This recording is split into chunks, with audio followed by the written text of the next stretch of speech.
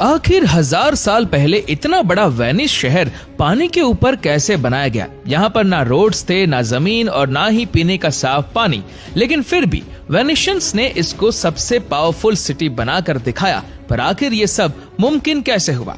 Barbarian और हंस northern Europe के कुछ खानाबदोश कबीले थे जिन्होंने रोमन एम्पायर की कमजोरी का फायदा उठाते हुए इन आइलैंड्स पर हमला किया था। उस वक्त हालात इतने गंभीर थे कि इन नरम आइलैंड्स पर रहना ही इनकी मजबूरी बन गया।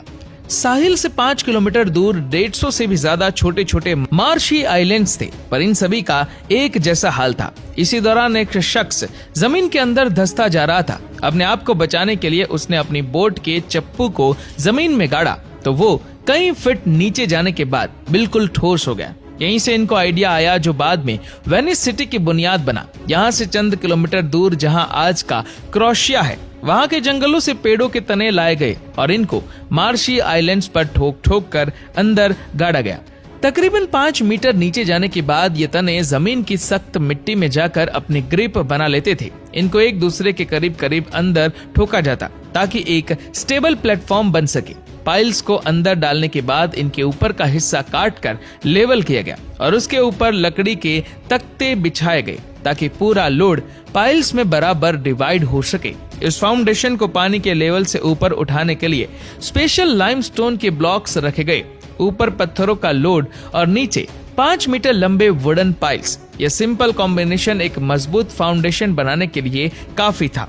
लकड़ी के तने जो अब पानी के अंदर थे वो फूल कर एक दूसरे में टाइट हो गए और इनके बीच हवा गुजरने की जगह भी नहीं बची। यही वजह है कि वेनिस में जो पाइल्स करीब 1000 साल पहले गाड़े गए थे वो आज तक परफेक्ट कंडीशन में शहर का वजन झेले हुए है। फाउंडेशन डालने के बाद इसके ऊपर बिल्डिंग बनाने का काम शुरू किया गया। वेनिशियंस ने ईंटों से अपने घर बनाए। बिल्डिंग्स को हल्का रखने के लिए घर 3 स्टोरी से ज्यादा बड़े नहीं रखे जाते थे।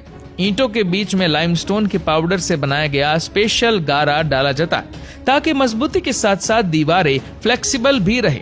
फ्लोर्स और अंदर की दीवारें लकड़ी के तख्तों से बनाई गई जिनको बाहर से लोहे की रोड्स डालकर होल्ड किया जाता। यह आइडिया वेनिशियंस में काफी फेमस हो गया और देखते ही देखते इसी तरीके से आइलैंड्स घरों से भरते गए। वेनिस सिटी में अब सबसे ज्यादा जरूरत इन आइलैंड्स को आपस में कनेक्ट करने की थी। पहले 500 सालों तक ये आइलैंड्स आपस में कनेक्टेड नहीं थे, लेकिन जब आबादी काफी बढ़ गई और कारोबार भी ज्यादा होने लगा तो यहाँ का बिजनेस हब, जिसे रियाल्टो कहा जाता है, इसे कनेक्ट करने के लिए यहाँ वेनिस का सबसे पहला स्टोन ब्रिज बनाने का फैसला लिया गया।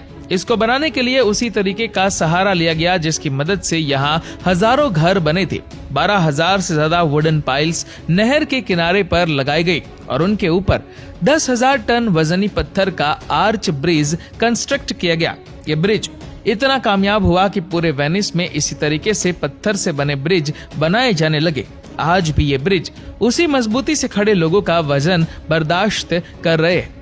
यहाँ पैदल चलने वालों का रास्ता कैनाल्स में चलने वाली बोट से बिल्कुल अलग है और सबसे बड़ा फायदा ये है कि कैनाल से कोई कहीं भी उतरकर जल्दी से अपने घर तक पहुँच सकता है।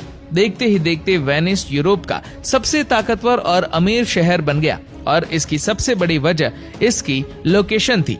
मैप में देखा जाए तो ये है एड्रियाटिक सी, जिसके एंड में वेनिस है और ये समंदर सीधा मेडिटेरेनियन सी में जाकर मिलता है और मेडिटेरेनियन सी अफ्रीका, यूरोप और मिडल ईस्ट तीनों से कनेक्टेड है। आज भी गुड्स ट्रांसपोर्ट का सबसे आसान और सस्ता तरीका समुद्री रास्ता माना जाता है, यानी शिप्स आसानी से एड्रियाटिक सी के आखिर तक आ सकती थी, जहां पर आज वेनिस मौजूद है। और वेस्टर्न यूरोप से ईस्ट यूरोप तक गुड्स भेजने के लिए सस्ती कार्गो शिप्स भी वेनिस से ही मिल जाती थी। इसी बिजनेस एक्टिविटी की वजह से वेनिशियंस काफी मालदार हो गए। ये देखते हुए आसपास के देश के लोग भी वेनिस में बसने लगे और देखते ही देखते यहाँ की आबादी काफी बढ़ गई। अब वेनिस में पीने के पानी की डिमांड हद से ज्यादा बढ़ गई। बेशक वेनिस चारों तरफ पानी से घिरा हुआ है, लेकिन ये समंदर का नमकीन पानी है जिसे पिया नहीं जा सकता। वेनिस में पीने का पानी मेनलैंड से ड्रम्स में भर भर के कश्तियों में लाद कर लाया जाता था, लेकिन जब यहाँ की पॉपुलेशन 1,70,000 हुई तो पानी की किल्लत होने लगी। इसके लिए वेनिस में ही आइलैंड्स के चंद हिस्से ऐसे थे जहाँ कंस्ट्रक्शन नहीं हुई थी।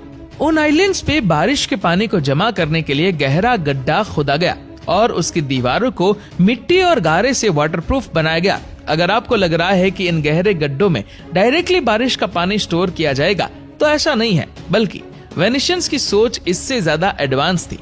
इन गड्ढों में कुओं को बनाकर इसके इर्द गिर्द रेत और पत्थर डाले गए और उनके ऊपर टाइल्स लगाकर वापस प्लेन सरफेस कर दिया गया।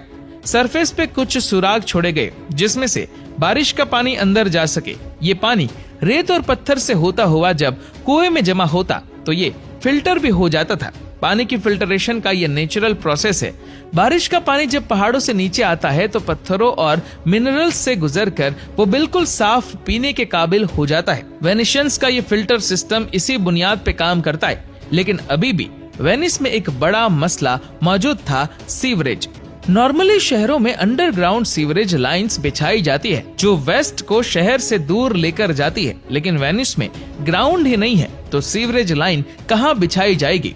16वीं सेंचुरी में वेनिशियंस ने घरों से वेस्ट कलेक्शन के लिए नालियां बनाई जिनकी मदद से वेस्ट सीधा कैनाल्स में जाकर गिरता था। ये नालियां कैनाल के नॉर्मल लेवल से ऊपर रखी गई जिसकी वजह से नालियों का लिक्विड वेस्ट उसी वक्त कैनाल्स में गिर जाता था, लेकिन सॉलिड वेस्ट वहीं नाली में रह जाता था। फिर हाई टाइड के वक्त जब कैनाल्स का लेवल बढ़ता तो पानी नालियों के अंदर मौजूद सॉलिड वेस्ट को कैनाल्स में खींच लेता था। समंदर में दिन में 2 बार हाई टाइड आती है और ऐसे दिन में 2 बार नालियां खुद साफ हो जाती थी। हाई और लो टाइड्स की वजह से दिन में 2 बार समंदर का पानी वेनिस के कैनाल में दाखिल होता और पॉल्यूटेड पानी की जगह ले लेता।